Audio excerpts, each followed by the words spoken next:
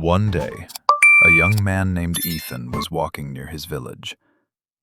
As he looked up, he saw a beautiful girl named Sophia tending her father's goats. Ethan fell in love with her instantly and knew he wanted to marry her. "You are the most beautiful girl in the world," Ethan said. "I want to marry you." Sophia smiled and replied, "I like you too, but I cannot marry you. My father will never agree." "Then let's run away together," Ethan said. "Tomorrow I will come back with my friend Daniel, and I will take you to my village." They talked for a long time, and eventually Sophia agreed. The following night, Ethan returned to Sophia's village with his friend Daniel. "Come, my beautiful one," Ethan called softly. "Run away with me." Sophia heard him and quietly left her village. She met Ethan and Daniel, and the three of them smiled happily as they began their journey. "Let's go," Ethan said. "It's a long way to my village." They walked all night. By morning, they were hungry. "Let's find something to put in our mouths," Sophia said.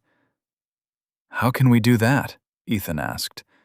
"There's no food here. You already know that." Daniel smiled. "She isn't talking about food," he said.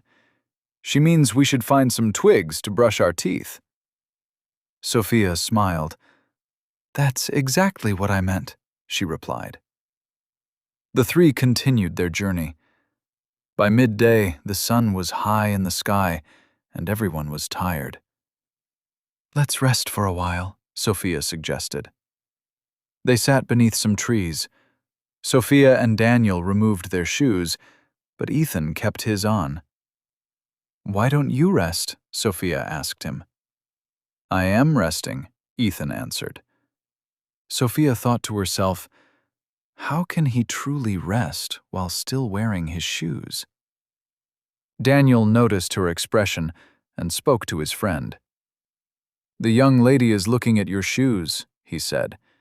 "If you want to rest properly, you should take them off." Sophia nodded. "Yes," she said.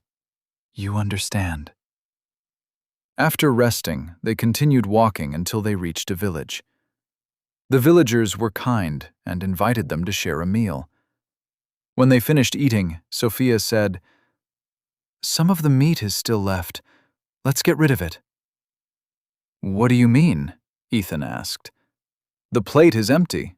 The meat is gone." Daniel understood immediately. He walked to a nearby bush, broke off a small thorn, and handed it to Sophia.